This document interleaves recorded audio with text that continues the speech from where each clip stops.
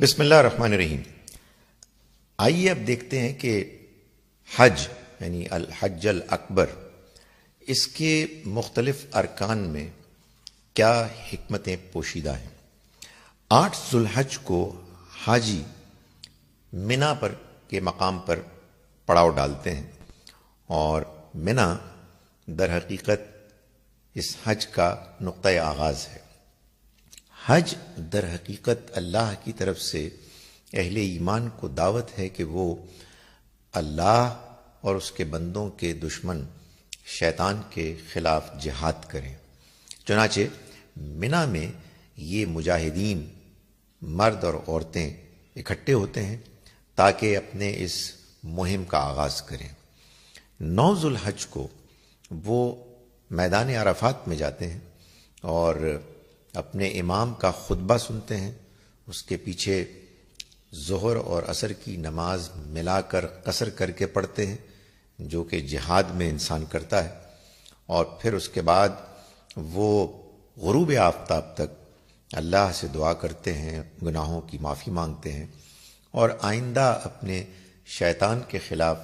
جہاد کے لیے توفیق مانگتے ہیں کہ ان کو کامیابی حاصل ہو۔ قرآن مجید سے معلوم ہوتا ہے کہ مسلمان جب اللہ کے راستے میں لڑتا ہے تو ایک تو میدان جہاد میں اس کی مساعی کوششیں ہوتی ہیں، قربانیاں ہوتی ہیں، لیکن اس سے پہلے وہ اللہ سے معافی مانگتا ہے، اس کے آگے جھکتا ہے، گڑ گڑاتا ہے، اور توفیق اور ہمت مانگتا ہے کہ اس کو حاصل ہو تاکہ اس کے قدم مضبوط ہوں۔ ثبت اقدامنا، ہمارے قدم مضبوط کر۔ تو یہ در حقیقت میدان عرفات میں ہوتا ہے کہ جہاد سے پہلے جہاد کی روحانی تیاری ہوتی ہے، اور یہ تیاری اتنی زیادہ ضروری ہے کہ اصل جہاد پر بھی اس کو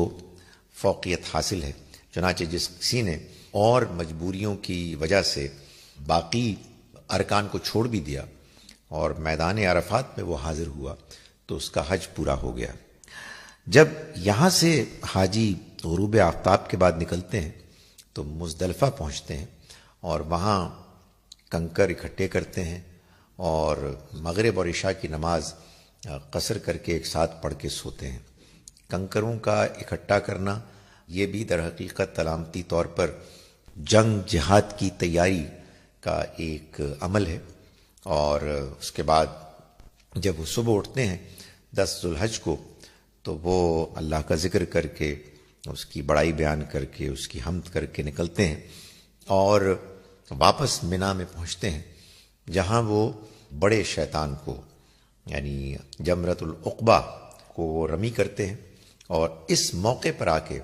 ان کا تلبیہ ختم ہو جاتا ہے، یعنی لبیک اللہم لبیک کہنا بند کر دیتے ہیں، اس لیے کہ اللہ نے بلایا ہی ان کو جہاد کی غرض سے تھا۔ اب وہ جہاد کے لیے شیطان کے خلاف لڑنے کے لیے پہنچ گئے تو اب ان کا وہ کلمہ ختم ہو گیا۔ یہ جہاد 3 دن تک رہتا ہے، چوتھے دن بھی جاری رہ سکتا ہے۔ پہلے دن تو وہ بڑے شیطان کو یعنی العقبہ کو کنکر مارتے ہیں، لیکن 11 اور 12 ذو الحج کو وہ ترتیب کے ساتھ اولا، وسطیٰ اور عقبہ تینوں کو کنکر مارتے ہیں۔ اگر کوئی شخص 13ویں ذو الحج کو بھی رہنا چاہے منا میں تو پھر وہ اسی طرح سے تینوں شیطانوں کو کنکر مارے گا اور پھر اس کا حج مکمل ہوگا۔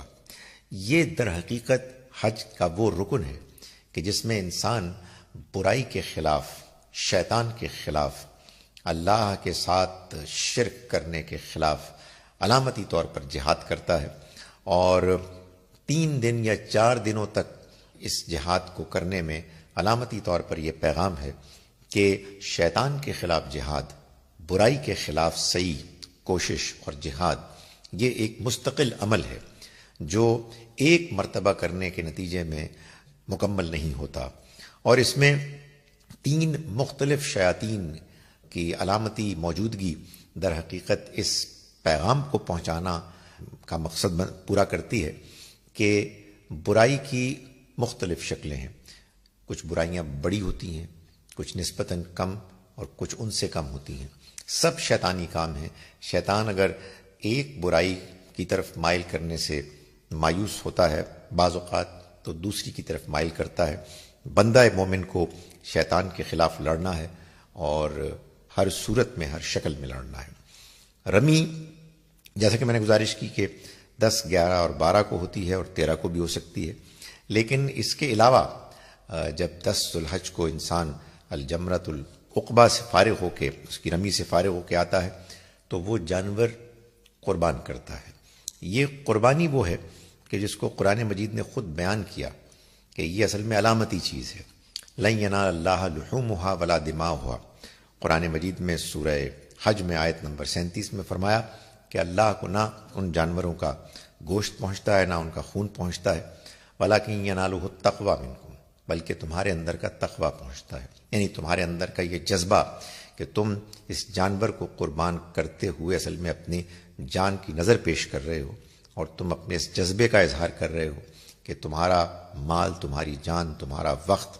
یہ سب کچھ اللہ کے لیے حاضر ہیں۔ سو اللہ کے لیے اپنے آپ کو حاضر کرنا اور اللہ کی خاطر اپنی خواہشات کو، اپنی انانیت کو، اپنے مال کو، اپنے وقت کو، اپنی انرجی کو قربان کرنا، یہی اصل میں اس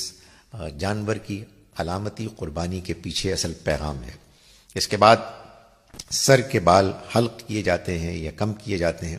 اور یہ در حقیقت اس بات کا اعلان ہوتا ہے کہ اب ہم اللہ کی غلامی میں آ گئے۔ جس زمانے میں غلامی تھی، اس زمانے میں جب کوئی شخص کسی آقا کا غلام بنتا تو علامتی طور پر اس کے سر کو مونڈ دیا جاتا، حلق کر دیا جاتا۔ احرام سے اس کے بعد باہر نکل آتے ہیں حاجی، اور وہ طواف زیارہ کرتے ہیں کسی موقع پر، جو در حقیقت اللہ کی شکر گزاری کا اظہار ہے کہ یہ حج، یہ شیطان کے خلاف جہاد کامیابی کے ساتھ پایہ تکمیل کو پہنچ گیا، اور اس میں اللہ سے اس بات کی معافی بھی مانگی جاتی ہے کہ اگر اس میں کوئی کمی، کوئی کوتاہی رہ گئی تو اللہ تعالیٰ اس کو درگزر فرمائے۔